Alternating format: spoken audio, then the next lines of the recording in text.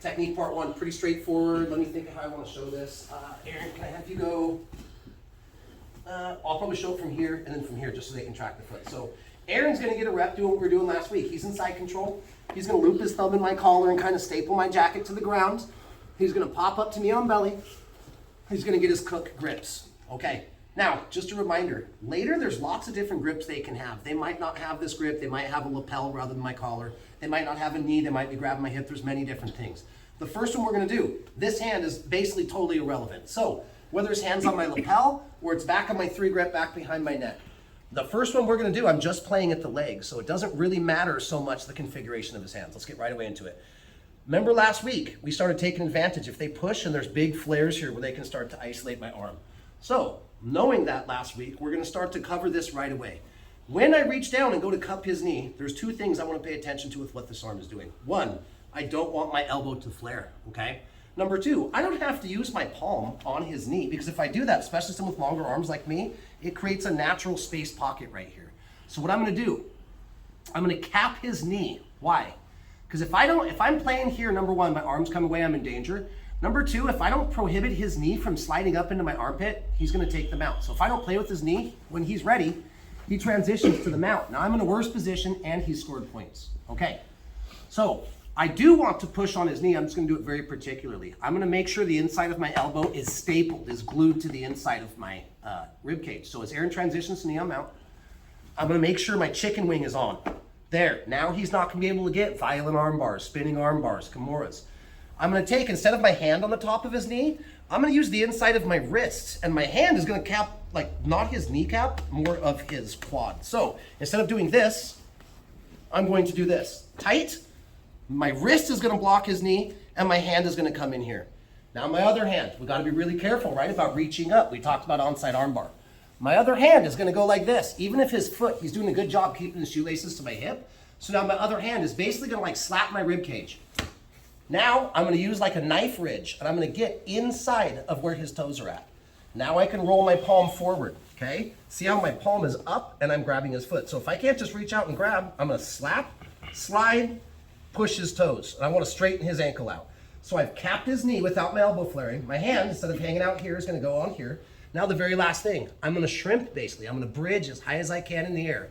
And as I shrimp my hips away, I'm going to use these 2 points of contact to pitch his knee back to the mat. So cap, ankle, bridge as high as we can. And now I'm going to turn on my side, throw my hips away, and drive his knee to the mat. Now, I could just stay here and he takes side control, but with this space that I just gained, I'm going to get my knee back in, my frames, and circle back to my guard. Just for the sake of this drill, Aaron's going to break and pass, hit his side control, whatever break and pass he wants. He's going to transition to knee on belly. I need to make sure to elbow tight, wrist on knee. Let's rotate a bit. Elbow tight, wrist on knee, feed the foot. Bridge, shrimp, and pitch the knee with the space, get my knee back in. Now I can make grips, pull him in my guard. Very last time, he breaks and passes. He transitions knee on belly. I'm going to cap the knee, push the foot, bridge, pitch, knee in, and come back into whatever guard that I want. All right? Pretty straightforward stuff.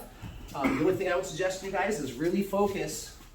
Once I cap the knee and kind of cover the top of the quad, and I might have to come here, dig, and I get the foot, don't forget the bridge part. If he's pinning me down, especially with grips that are cooking me, trying to pitch that knee off when there's all this pressure, it's going to be really sticky. So I bridge as high as I can. Now I'm going to turn my body shrimp away and pitch the leg. Knee comes in right away. Now I can reset my guard. All right, 5 minutes on this. Any questions, I'll be around. Go through it as many times as you can. Let's go like this. 4 times, 4 times, 4 times, 4 times. How many times can we get through in 5 minutes? Ready? 1, 2, 3. Okay, again, like I mentioned at the start of class, knee on belly, top, I think there's more options, there's more grips, there's more transitions. I can go to mount, I can go gift wraps and take the back, I can drop down in katagatames. I could submit onside, I can submit far side, I can go kimuras, far side spinning arm bars, violin arm bars, lots of options from the top. From the bottom, my job is pretty clear. Number one, push on that knee so they can't transition to the mount. They transition to the mount, now they're in a better position, they've got a whole bunch more options that they can do, number one, and they scored more points on the way. If this isn't a self-defense application, if it's sport jiu-jitsu, they just scored 4 points if they can hold that mount. So, if, we'll show it from this time, Aaron. If, just go ahead and transition to the knee on belly. Same way we've been doing it. Boom, boom. Okay. I can't always get to this foot. If he's doing a really good job with, as I mentioned last week, having his shoelaces pressed into my hip, I can't always run my knife ridge hand and get my hand in there. Some people just have really strong ankles. If I can't get under the ankle, my secondary option is to make a C and grip from, basically cover the sole of their foot and grip their foot. So if I can't drive my hand in between, he's doing a really good job, I'm gonna do the same thing. I'm going to now take my thumb, drive it in between, everybody can see my hand, right?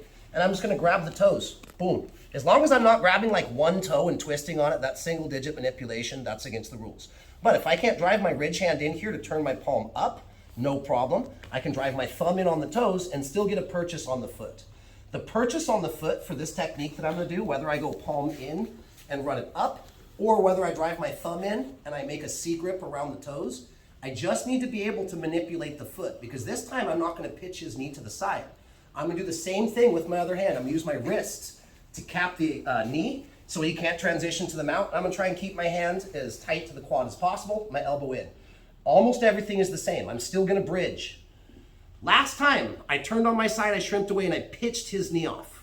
Maybe I couldn't do that this time. So here's what I'm gonna do now. From the top of my bridge, I'm gonna drop my foot straight, like my whole hamstring's gonna be on the ground. I'm gonna start to wedge my leg in, and I'm gonna take this toe, I'm gonna shove it down, and now that his toe line has cleared over my leg, my other hand is still on his knee. I'm gonna start to push him down, because this is a half guard, but he's won the battle for the knee line. We talk about the battle for the knee line all the time in a half guard. So what I need to do first is trap his foot. And of course, I shove his toe in, and I'm gonna close the bear trap on his leg, and I'm gonna be squeezing. If I'm not squeezing, he's just gonna transition. So I'm gonna squeeze this. Now, as soon as I leave the foot, I like to come here. Later, there's different grips we can talk about. So once I leave the foot, I'm gonna pull my hand out just a little bit. Actually, rotate with me so they can see this. Go back, knee on belly. Bridge, straighten the leg, circle it over, feed the foot, trap the ankle.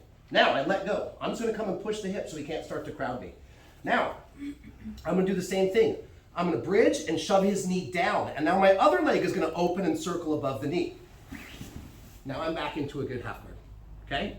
We'll stop right here. In a minute, we're gonna add full guard and then a sweep. So nothing too earth-shattering today. Just getting ourselves back into a guard. The first time, I pitched him off of me, drove my knee in, and went all the way back to a closed guard, agreed?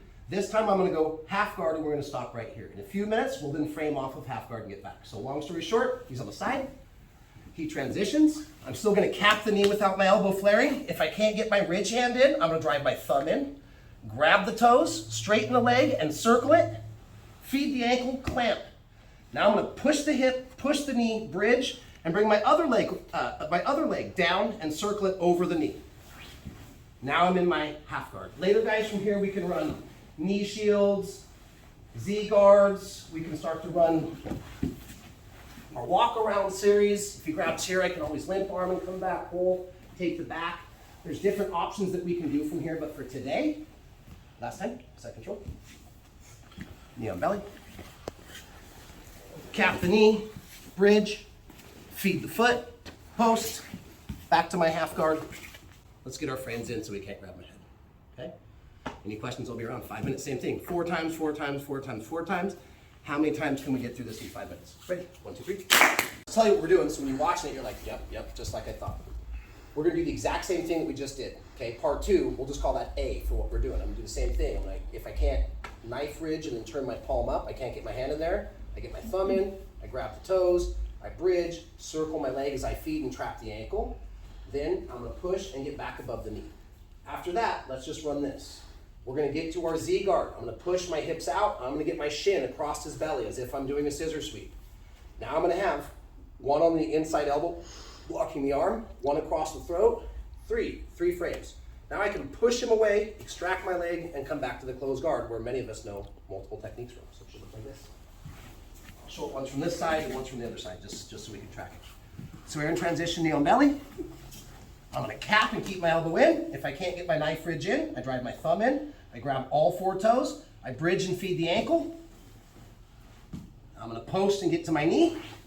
Now I've won the battle. Now I've got to get these 2 frames in. Once I can keep his weight off of me, because if I allow his weight to come on me, he gets me on my shoulder blades, I can't transition to my knee shield or my Z guard. So it's important that even if this happens, I'm gonna come in, get him off of me, turn on my side, shrimp my hips away. Even if he lays me down, now I'm in to my Z guard. From Z guard, I can push, and my shin is gonna push him away, and my right leg, I need to straighten it out. Why? Because my leg is bent. If I have a paper clip and I bend it at 90-degree angles, I can't fit it through a straw, right? But if I straighten it out, I can pull it through the straw. So if my leg is bent, I can't extract my leg. I have to straighten my leg, push, pull my other leg as if I'm kneeing myself in the chest. Now I pass the hip, and I come back. Of course, later, can I run different submissions from here? Can I run different sweeps? Absolutely. So again, change the angle just so you can see it. Same thing we just did in part 1. Now, if we have to, let's shrimp away, get our shin across the belly, straighten my leg, push, pull the leg, and get back to my closed guard.